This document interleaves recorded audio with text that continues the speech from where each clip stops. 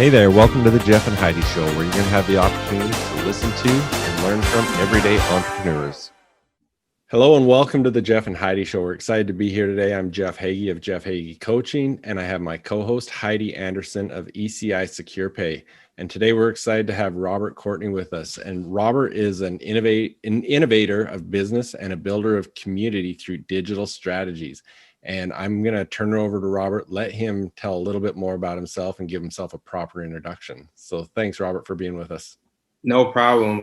Thank you, Jeff and Heidi, for having me. I am a serial entrepreneur, born and raised in Michigan.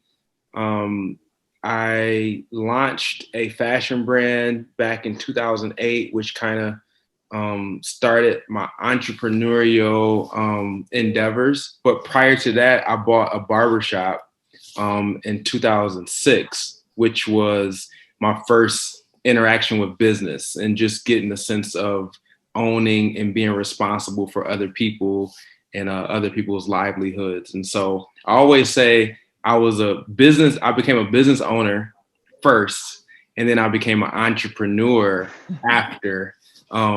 Because, I think there's a real separation between business owner and entrepreneur. And I think there's a certain DNA that comes with being a true entrepreneur. And I'm sure we'll get into that conversation later.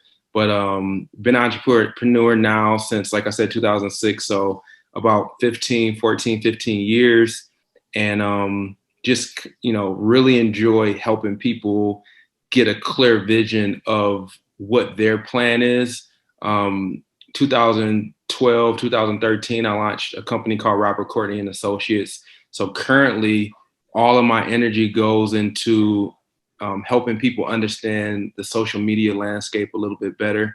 And I help them communicate their brands across those different digital platforms. So that's a little bit of a background for me. But at the end of the day, it's really just about helping people and helping them be the best version of themselves, and then how that translates to them building a better brand for themselves. Now, when you had the barbershop, is that something that motivated you to learn more about being an entrepreneur? Like, how do I grow this? How do I make it better? How did that play into what you do now? Yeah, 100%. So when I bought the barbershop, first of all, I was laid off from a job in 2003, and I needed something to fall back on really quick. And so the skill that I had that I knew I could go and make money with really fast was being a barber. And so I went into that situation kind of with my back against the wall. Really just looking for some stability, something close or something that resembled what I had working my 9-to-5 situation. And so I went into it with that type of mindset. And so the opportunity to become the owner, I ended up using my 401k and borrowing some money and pulling things together. And so the whole experience was really a very shoestring, bootstrap type of process. And then once I became the owner, once I experienced being able to dictate my days and control my schedule, and once I experienced a taste of that, it was like, wait a minute, like this is what it's like to actually own a business. And so it opened my eyes up to a completely, like a different world, like a different outlook. And so, yes, of course, my next thought process was, how do I expand or how do I scale this situation? But I didn't want more barbershops. I knew for a fact I didn't want to own more barbershops. And so the thinking was, how do I generate more revenue without physically having to be anywhere or having to be responsible for more barbers or more chairs? And so the name of the barbershop was Unique, UNEEK. And so it felt like it could make for a really cool clothing line.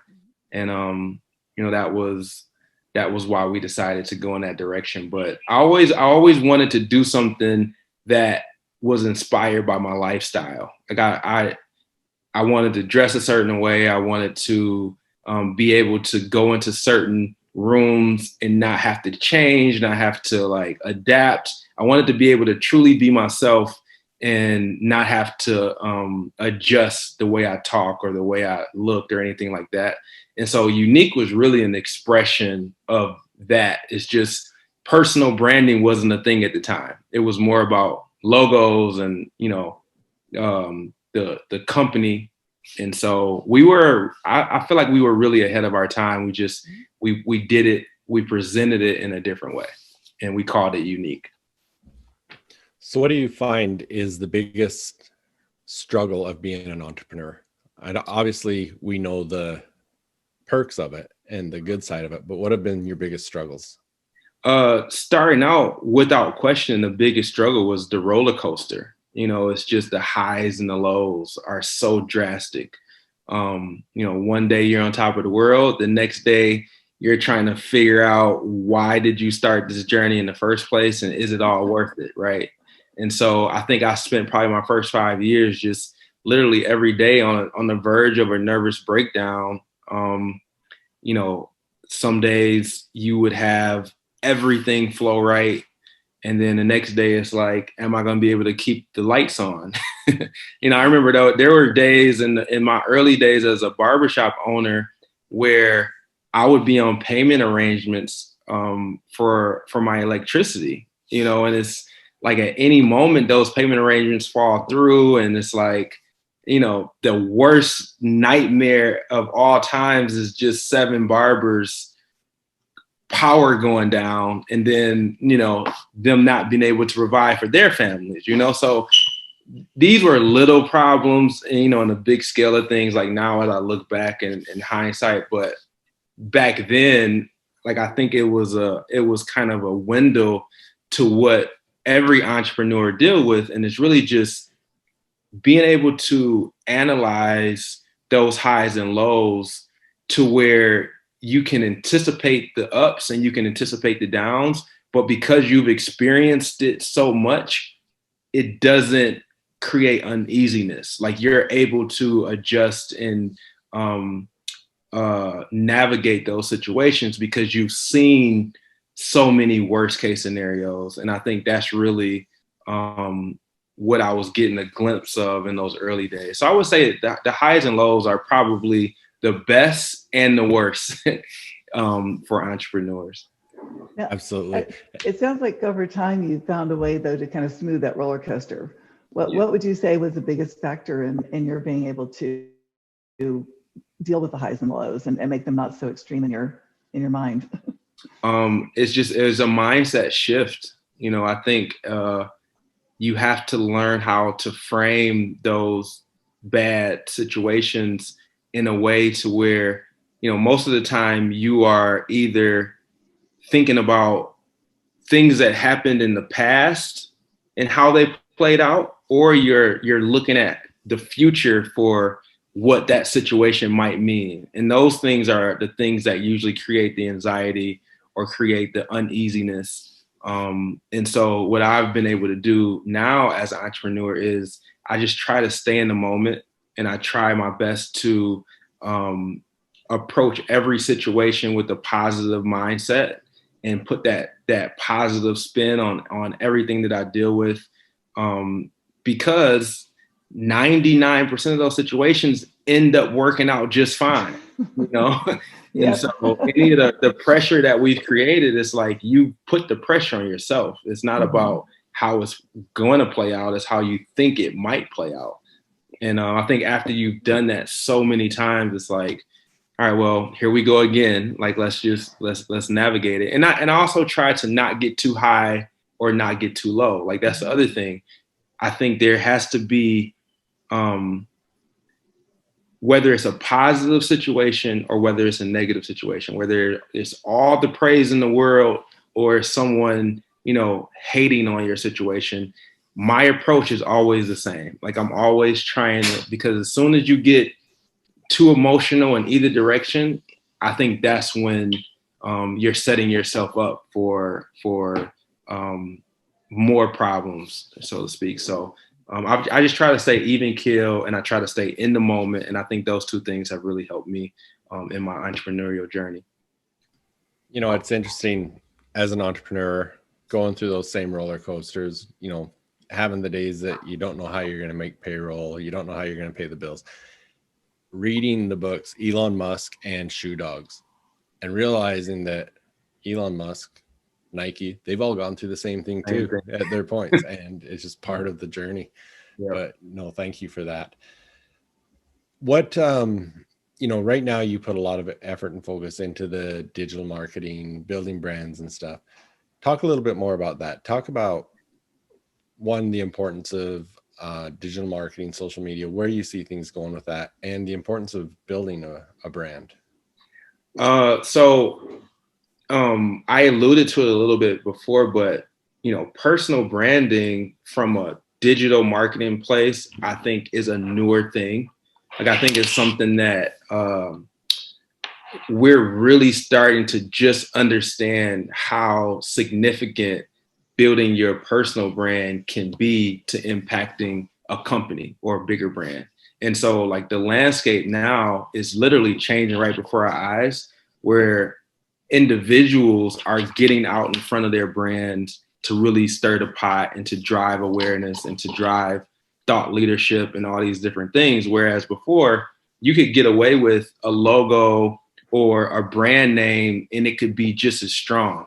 And I think the main reason for the person becoming the forefront as opposed to the company or the logo being the forefront is digital media. It's digital marketing. Like, social media has single-handedly changed that interaction, you know, for how companies build brands. And so I think that's really the trajectory of where we're going as people start to understand Tesla will never be as strong as Elon Musk, regardless of what happens. Like, your brand can't, if you execute exactly the same with all the tools and resources available against a company and against an individual that's at the front of that company, the company has no chance at growing as fast as the individual does. It's just the nature of the environment that we're in right now. So that's really, like, you know, what we try to help companies right now, probably why we've been successful, is because we're taking these companies that are medium to large companies who don't necessarily understand the social media landscape, and they're slowly starting to get it, but they're still playing a game from behind the curtain, so to speak, and not willing to put themselves on the front line. And they don't understand how that's impacting their bottom line and how their potential is not being met because they aren't putting themselves out there. And even if it's not necessarily the CEO, you know, just making people, whether that's salespeople, whether that's your leaders in your company, putting those individuals at the forefront so that your brand now has a personality that individuals can identify with. And I think that gives you so much more of an opportunity to grow and, you know, create the type of magnetic environment that we're all looking to create when it comes to social media. I was a guest on a podcast earlier this morning, and we had this conversation about Richard Branson. You know, he's been, even before digital marketing was out there, he's been the face of the companies and everything, and done such a tremendous job in bringing attention to himself, which in turn has built those companies. So yeah, it's a great example. Before, yeah, he was social media before social media. Yeah, exactly. You know, tell us a little bit about your 5 pillars of successful digital marketing. Yeah, so I've been doing digital marketing since 2014, full time. And first of all, my digital agency was built by our own blueprint. Like, we pulled a little from here and there, but, you know, there was no guides or blueprints really available for us to say, okay, this is how we're going to set our situation up. And so every single client, we've helped probably 200-300 clients over the last several years, and every client would have a different situation, so we're trying to adjust and customize different packages to meet different client needs. And about 2.5 years ago, I came to our team and I was like, we have to establish the pillars for which we measure our own success for all these individuals that are coming to us. Of course, they're going to come with their own specific objectives and things that they're trying to accomplish, but we need to have a barometer that we use as our way of prioritizing what makes the most sense for any brands we activate. And so that's where the ATTACK acronym came from. That's our pillars for prioritizing the things that we feel are most important in the digital space. So the A stands for audience, the T stands for trust, the next A is attention, then content and consistency. And so when a client comes to us, most of the time they're not educated on a level to where they can really speak to what they even need as a brand. So then this acronym allows us to break down from our vantage point and from what we've seen and experienced. The first thing that you have to do is establish an audience. If you don't have an audience, then it makes it really hard to sell services. It makes it really hard to create brand awareness. It makes it really hard to create thought leadership. All these things you probably want to do can't happen because you don't have anyone to speak to. You don't have a network. You don't have anyone that's going to share and become ambassadors of what you're talking about, followers, fans, etc. And so that audience is like so important. I mean, even in traditional marketing, you could be the greatest singer in the world, but if no one's listening to you, then you have zero impact, right? And so I think that philosophy or concept kind of transcends marketing just in general. But then when it comes to like trust and attention, these are things that are more specific to social media, because after you build a little bit of an audience, you have to establish trust through your content and through how you're communicating across your platforms. And so anyway, those pillars have basically become kind of like our North Star in terms of guiding clients and helping them understand the social media landscape at a very basic level, so that then we can escalate the conversation and move them into a strategy for what it is they specifically want to accomplish. Do you have a niche or a preferred industry you like to work with, or are you who's your ideal customer? So that's a great question, and I have an interesting answer for you. So we package our content as a company and for the type of clients that we're trying to attract more into client personas, right? So I'm talking directly to CEOs and individuals who are either established business owners or individuals who've owned businesses for some time, or it could be someone who's attempting to launch or rebrand, but I'm speaking more to the individual versus the vertical, right? So like, I understand what my client looks like, how old they are, their habits, their interests, all these different things. So that individual could own a business in any vertical. It could be a real estate broker. It could be a automotive dealership. It could be a restaurant. Like, it could be a lot of different industries. But usually the individual at the top who's making the decisions, he typically identifies with the persona that we've created for the type of individuals that typically mesh with our approach to building brands. Interesting. So we're going to allow you to share all your contact information and stuff, because if someone's really wanting to know more about this, we want them to be able to get in touch with you. But someone right now that's just listening and they're thinking, you know what, this is something I've been thinking about. I need to be more of the face. I need to be the brand.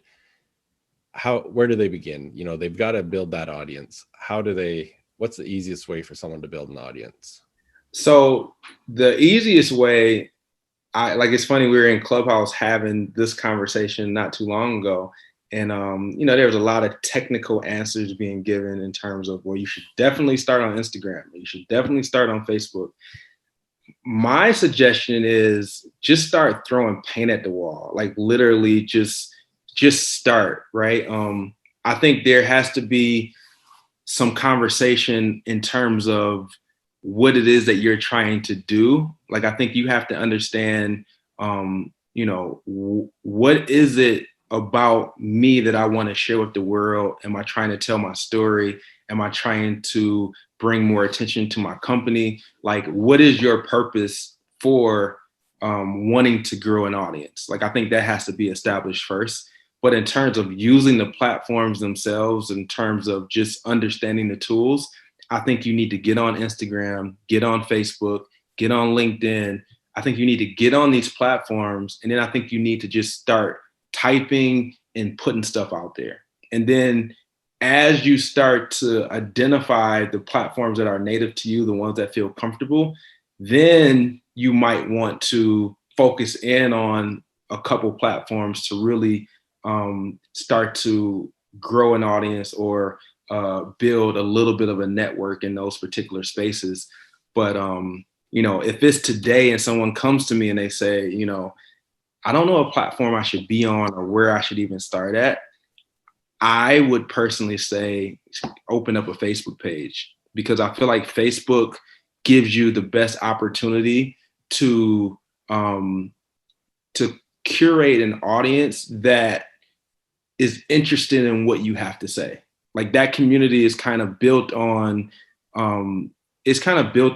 connections and friendships and personal interactions. So I think you can immediately establish a niche, or you can become known for a specific thing if you go to Facebook. And then they give you these tools that allow you to create groups so that you can further kind of nurture and curate that audience specifically around the product or service. Or it don't even necessarily have to be business related. Like, who you are as a person, what are your kind of core values as a person that would make people want to refer your services or refer you or tag you for an opportunity that might pop up. And then Facebook offers the best tools for boosting and reaching audiences outside of your personal following, right? So that's always a huge challenge with these other platforms because of algorithms and the way the platforms are set up. They only allow you to reach so many people that's actually following your content. And so with Facebook ads and things like that, once you do start to kind of understand the platform, now you have built-in tools that will allow you to, reach beyond your network. So I would personally say Facebook, just in terms of someone said, which platform, like, give me a place to start. But there's so many platforms that give you so many different ways to build your brand and grow an audience. So those would be my personal recommendations. Now, if you're building yourself as the brand, would it be a personal page or would it be a business page on Facebook? I would start with a personal page for sure. But I mean, even as a business page, you could still build a personal brand as a business page on Facebook. And they give you so many categories to curate, to help you in curating that plan. And so you can be a creator, you can be a personal brand, you could be, the actual business itself. You can choose the category that you want to, of the direction you want to move in. And Facebook gives you a lot of help in guiding you in that process. You mentioned Clubhouse. Now, that's where you and I met. Yes. Why don't you just share a little bit more information? Because even before we got on here, I was talking to Heidi about Clubhouse. She hadn't heard of Clubhouse. I've never heard of it. Oh, that's right. So share some information, what Clubhouse is, how it's blown up through this pandemic, and where you think it's going. So Clubhouse is an audio-based platform that allows you to basically communicate content in regards to who you are, your beliefs, your values, obviously your business endeavors, and connect with like-minded individuals who probably share in a lot of those common characteristics. It's built just like any other platform in terms of algorithms and tools and connections. But Clubhouse forces you to navigate outside the platform to actually discuss further. There's no messaging, there's no contact outside of your stage and the community that's listening to those conversations. I think the biggest benefit of Clubhouse that I've seen is the speed of connection. And so with like Facebook and Instagram, the process is you put out content onto your newsfeed, into your stories, or wherever else you can. And then you have to wait for individuals, your community, your audience to see that content and make a decision on whether or not they want to engage with you through commenting on the platform or going into your DM. With Clubhouse, it happens instantaneously. So as a speaker, I speak to the topic or the discussion. And then as a listener, you have the opportunity to immediately chime in and say, I love what you said, Robert. I totally agree. I love your profile. Let's take this conversation offline. Or in real time, as I'm talking and sharing this information, you're already in my DM, you're already in my messenger. And as soon as I finish that conversation and I go to that messenger, I see that you sent me a message, and then the conversation starts immediately. So there's never been a platform, to my knowledge, where you can create a connection so fast with a random stranger that you've never met. Like literally, me and Jeff met, and then an hour later we were planning a podcast. And so based on that conversation, we knew we shared some of the similar values, coaching and basketball and all these type of synergies that we had. And so my connection to him has already been established before he even engaged in my content, before he's went and did any digging around to find out more about my story. Because of my tonality, because of the stories that I share with my kids, because I could be so vulnerable in those few minutes, the connection is created. So I don't know that there's ever been a platform that allows you to do that in real time. And probably the bigger value is when I talk to my wife, the thing that she says she loved the most is that she can wake up and not put on makeup or lipstick or do her hair. Because there's no video. There's no video. And you can engage. I hear that. I figured that might make you smile. Well, with Jeff, actually, we were talking about that right before that. I'm like, oh, my hair's driving me crazy. I said, you don't ever have to worry about that. Yours always looks the same. Yeah, exactly. We got it a little easier. But real quickly, if you go on Clubhouse and let's say I go, you know what, I want to find somebody like Robert to talk to. How do you do that? So there's just about every topic that you can think of where there's a conversation happening around that particular topic. Mm-hmm. But if there's not, you're actually at an advantage because now you can be the person that creates that topic. And, there's always a tribe for everybody, regardless of what it is that you have to talk to. So you would begin the process of building the audience that relates or identifies with the topic that you want to discuss. Okay. So you can approach it in different ways. And even if the conversation is happening, like, we met, I think, in a mindset room, but there's so many perspectives of the same exact topic. Like Elon Musk goes on Saturday. I keep saying Elon because we started the conversation with Elon, so I figured I'll just keep it there. But he goes on Saturday Night Live or does an interview, and then everybody sees it. It becomes a part of pop culture, but everybody has their own perspective of how they view that situation. So now you have all these rooms popping up with the key person, which is called the moderator in Clubhouse. They're all curating a conversation based on their understanding, perspective, or the thoughts that they want to share in regards to that same subject. So it's very common that you'll go on Clubhouse and you'll see 5, 6, 7 rooms of people talking about the same subject matter. Interesting. I'll have to check it out. So I was just looking because you were talking about how we connected, and it was in a room. We were talking on mindset, and we were both on stage talking, and we ended up checking each other out, going through the links onto Instagram. So I just was reading our conversation, and as the regular thanks for connecting, whatever. And then I said to him, I was reading your Clubhouse profile. I'd love to have you on the podcast. And then that's how this whole relationship began. That was even before I knew he collected Jordan 1s. And right. If I would have known that, I would have asked him a long time ago. But yeah, it's like he's saying, it's such an easy way to connect with people that are, you're hearing him speak. I'm hearing Robert talking about what he's doing. And I think when we were talking about it, you were talking about coaching your kid in basketball or something, right? Yes. At the time. Yep. And there was so many similarities on the things he was interested in, his thoughts and everything. I was like, I want to connect with this guy.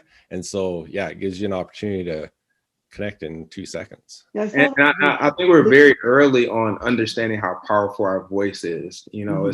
It's the first platform that really allows you to only use your voice. Like, you can't drop a picture. Well, I guess your profile picture, but outside of that, like, there's not this whole page of curated photos, because like most people, when they create their Instagram, like, they're making sure they're putting out the best pictures, and they're only showing you their good side, and if it's not good, we're getting rid of it, or we're dropping filters on it.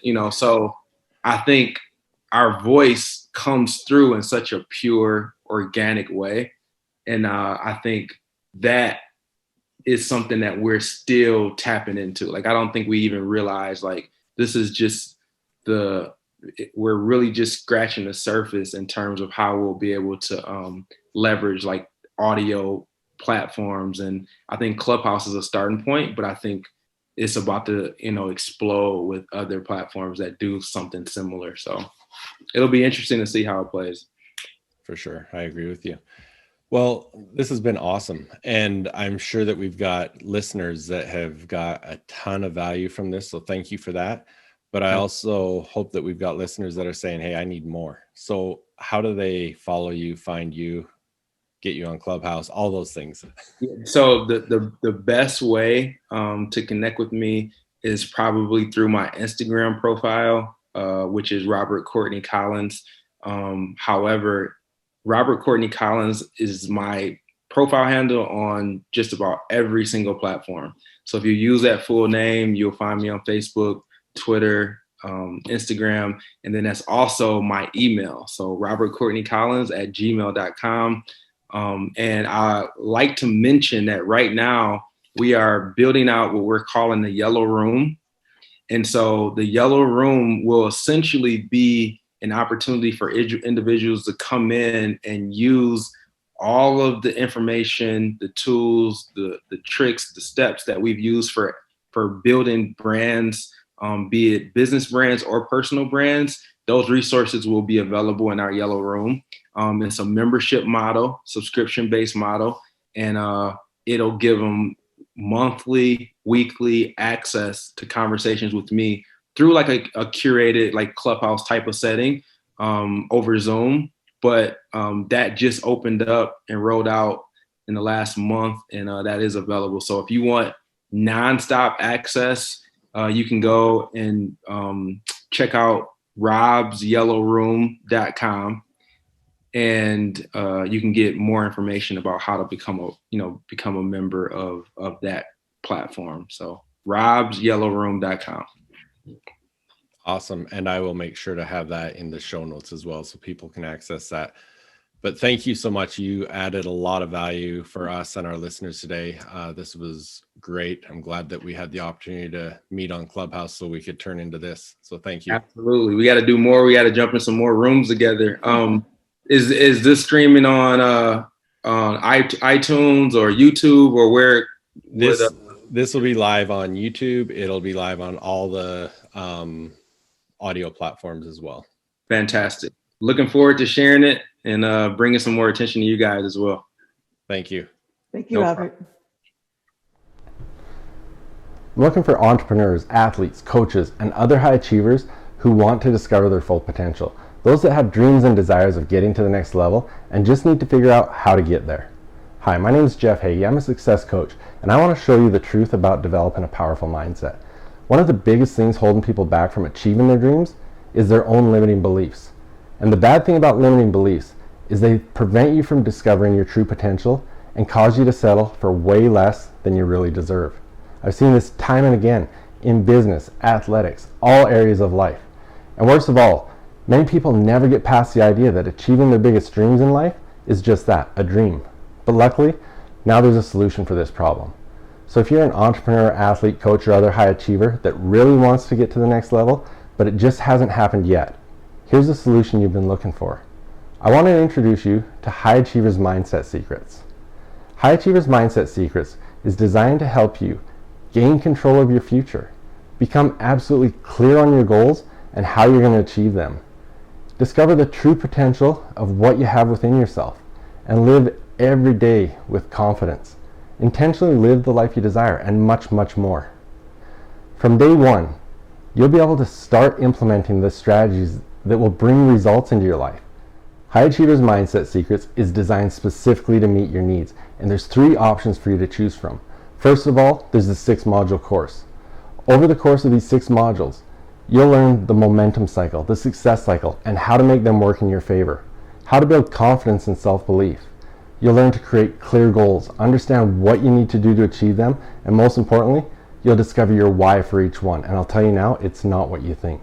You'll learn the power of mindset questions, visualization, and having a vivid vision. You'll learn the difference between a fixed mindset and a growth mindset and how you can change it. You'll understand the importance of proximity as power. You'll create personal development habits that lead to success. And you'll create your own personal success formula. You'll also learn the connection of mindset and mental health, the importance of state, modeling, and mindfulness, and so much more. The second option is the Academy. In the Academy, you get the full 6-module course, plus some specific, specialized one-on-one coaching. In the team program, it's designed for athletic teams, sales teams, executive teams, any team that wants to maximize its potential. Each person on the team will go through the 6-module course, and then there will be some group coaching specifically with me. So again, if you're an entrepreneur, athlete, coach, or any other high achiever that really wants to get to the next level and you're committed to making it happen, you know every day counts. You deserve to be living the life that you want on your rules. You deserve to achieve those dreams, start that business, win that championship, get recruited, whatever that is that you desire. There's never been a better time in history to make a change and take charge of your future. You work hard, you want it bad, you're committed to making it happen. Let's do it now. So get on board with the High Achievers Mindset Secrets, because I look forward to working with you.